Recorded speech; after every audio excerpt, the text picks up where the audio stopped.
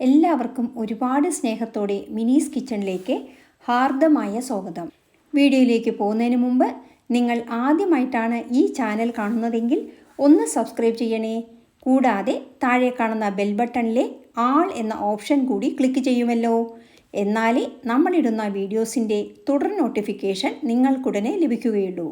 ആദ്യം നമ്മൾക്ക് കടുമധുര പായസം തയ്യാറാക്കാം. പായസം ഉണ്ടാക്കുന്നതിന് 1/2 കപ്പ് പച്ചരി ഒരു ബൗളിലേക്കിട്ട് 2-3 പ്രാവശ്യം കഴുകിയെടുക്കുക. ചമ്പ പച്ചരി, ബ്രൗൺ റൈസ് എന്നിവയിലും ഇത് തയ്യാറാക്കാം. കുക്കറിലാണ് അരി വേവിക്കുന്നത്. 1/2 ഗ്ലാസ് അരിക്ക് 1 ഗ്ലാസ് വെള്ളമൊഴിച്ച് അടച്ച് 1 വിസിൽ വരെ വേവിക്കുക. അതിനുശേഷം ഗ്യാസ് ഓഫ് ചെയ്ത് കുക്കർ തണുക്കാൻ വയ്ക്കുക. ഈ സമയം നമ്മൾക്ക് പായസത്തിനുള്ള വറവ് വറുത്തെടുക്കാം. ഇതിന് ഗ്യാസ് കത്തിച്ച് ഒരു കടായി വയ്ക്കുക. കടായിലേക്ക് ഒരു വലിയ സ്പൂൺ നെയ്യ് ചേർക്കുക.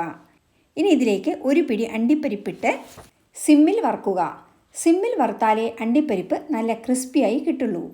അണ്ടിപ്പരിപ്പ് മൂത്ത് ചുവന്ന് വരുമ്പോൾ ഒരു പിടി ഉണക്കമുന്തിരിങ്ങ ചേർത്ത് കൊടുക്കുക. ധാരാളം മുന്തിരിങ്ങയും അണ്ടിപ്പരിപ്പും നെയ്യും ചേർക്കുന്നത് കൊണ്ട് തന്നെ അറിയാമല്ലോ പായസത്തിൻ്റെ സ്വാദ്. മുന്തിരിങ്ങ കുമിളിച്ച് വരുമ്പോൾ കോരി മാറ്റുക. ഇനി നമ്മൾക്ക് സ്പെഷ്യലായി ബാക്കിയുള്ള നെയ്യിൽ തേങ്ങ ലേശം വറുത്ത് വയ്ക്കാം. പച്ചത്തേങ്ങ ചേർക്കുന്നതിനേക്കാൾ സ്വാദാണ് ഇങ്ങനെ നെയ്യിൽ ലേശം മൂപ്പിച്ച് ചേർക്കുമ്പോൾ. ഇത് എൻ്റെ രീതിയാണ്, നിങ്ങളും ഒന്ന് പരീക്ഷിച്ചു നോക്കൂ. ഇനി നമ്മൾക്ക് വറുത്ത തേങ്ങയും മാറ്റി വയ്ക്കാം.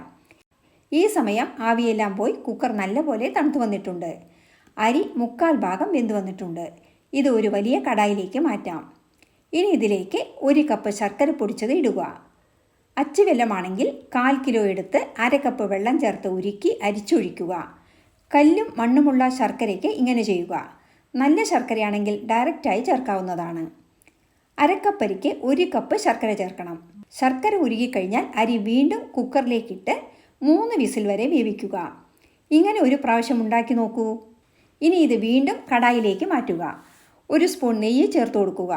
ഇനി നമ്മൾക്ക് വറുത്ത് വെച്ച അണ്ടിപ്പരിപ്പ്, മുന്തിരിങ്ങ, തേങ്ങ എന്നിവ ചേർത്ത് കൊടുക്കാം. ഏലക്കപ്പൊടി ചേർക്കണമെങ്കിൽ ചേർത്ത് കൊടുക്കാം. അതുപോലെ പച്ചക്കർപ്പൂരം 1 നുള്ള് ചേർത്ത് കൊടുത്താൽ അമ്പലത്തിൽ നിന്ന് കിട്ടുന്ന പായസത്തിൻ്റെ രുചി കിട്ടും. ഇതൊന്നും ചേർക്കാതെ തന്നെ നല്ല സ്വാദാണ് കടുമധുര പായസത്തിന്. ഇതിൻ്റെ കളർ പോലെ തന്നെയാണ് ഇതിൻ്റെ സ്വാദും. ഇന്നത്തെ വിഭവങ്ങൾ നിങ്ങൾക്ക് ഇഷ്ടമായി എന്ന് കരുതട്ടെ. ഇഷ്ടമായാൽ ലൈക്ക് ചെയ്യാനും ഷെയർ ചെയ്യാനും സബ്സ്ക്രൈബ് ചെയ്യാനും മറക്കരുതേ. കൂടാതെ നിങ്ങളുടെ വിലയേറിയ അഭിപ്രായങ്ങൾ താഴെ കമൻറ്റ് ബോക്സിൽ രേഖപ്പെടുത്തുമല്ലോ.